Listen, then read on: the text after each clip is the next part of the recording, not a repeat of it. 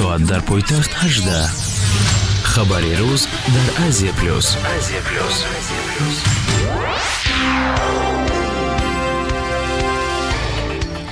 салом сомиёни азиз, шуморо бо хабарҳои ин соат дар нашри мустақим ман Лайли Назарзода шинос мекунам. Шумо метавонед моро ҳамзамон тариқи видеоӣ дар платформаҳои хабарии агентӣ низ дида бошед.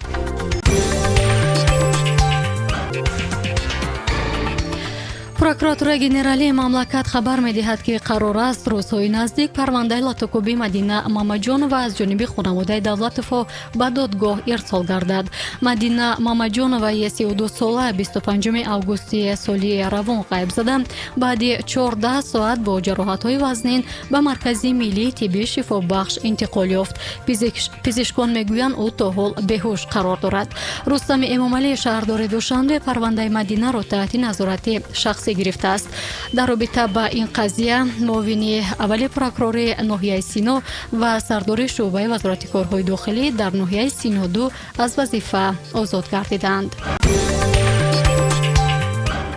Комилҷон Юлдошев, шаҳрванди Тоҷикистон ва сокини шаҳри Исфара, ки дирӯз дар фурудгоҳи Домодедовои Москва бо дархости Қирғизистон боздошт шуда буд, озод гардид.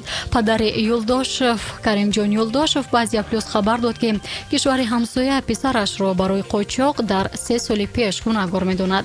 Хабари ба озодӣ раҳо додани сокини 29 солаи Исфараро дар сафорати Тоҷикистон дар Москва низ тасдиқ карданд. сафорати Япония барои таҷҳизонидани поликлиникаи марказии рақами 3 дар Душанбе ҳудуди $91,000 амрикоӣ кӯмаки молӣ ихтисос додааст. Ин маблағ барои харидории таҷҳизоти рентгенӣ сарф гардид. тавре сафири Япония қайд кард системаи рентгении баландсифат ба ташхиси дақиқ ва табобати самараноки беморон мусоидат мекунад. ӯ инчунин изҳори умедворӣ кард ки таҷҳизоти нав дар ҳолати дуруст нигоҳ дошта шудан солҳои зиёд хизмат خواهد کرد. بانک ملی تاجیکستان از واردشوی پول‌های نوی کاغذی با ارزش‌های نومینالی 10, 20, 50, 100, 200 و 500 سومانی با نمونه سال 2021 با معاملات خبر داد.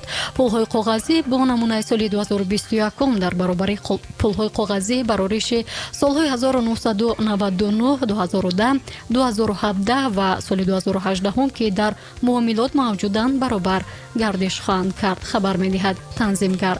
قبلا خبر داده می‌شد که نمونه پول‌های کاغذی سال 2021 درجه بلندی محافظتی دارند. شماره جنایت‌های با قید گرفته شده در 10 ماه سال جاری در جمهوری بیش از 20,000 تشکیل داد. بنا به معلومات اگنتی امور مملکت این رقم نسبت به همین دوره سال گذشته 52% زیاد است. در دوره حساباتی بیش از 4,000 جنایتی وزنی با قید گرفته شده است.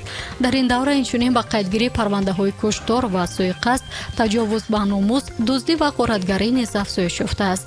سطح آشکارکنی جنایت‌ها در ماه‌های ینور اکتبر سال روان بیش از 77% را تشکیل داده است.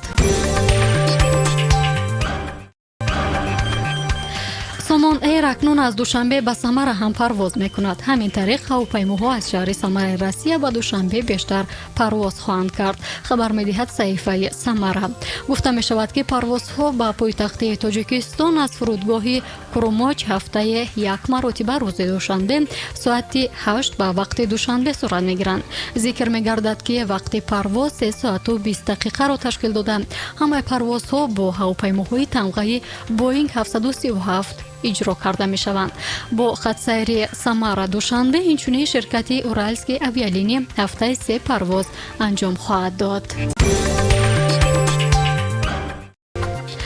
روزهای از 19 تا 23 نوامبر در مینسک بلاروس یکینا فستیوالی 17 بین‌المللی خزونرز و جلسه شورای دیرکتورانی کینوستودیوهای کشورهای اتحاد دولت‌های مستقل برگزار می‌گردد. محمد سعید شاهیان دیرکتور تاجیک فیلم در فستیوالی مذکور اشتراک خواهد داشت. در دوره شورای دیرکتورانی کینوستودیوهای کشورهای اتحاد سازشنامه اوید به فیلمبرداری مشترک میان کشورهای اعضای اتحاد دولت‌های مستقل و گرجستان در نظر است. برای اشتراک در این فستیوال 2 فیلم هنری تاجیک فیلم، افتابوس و آخرین سید سیاه پیشنهاد گردیدند.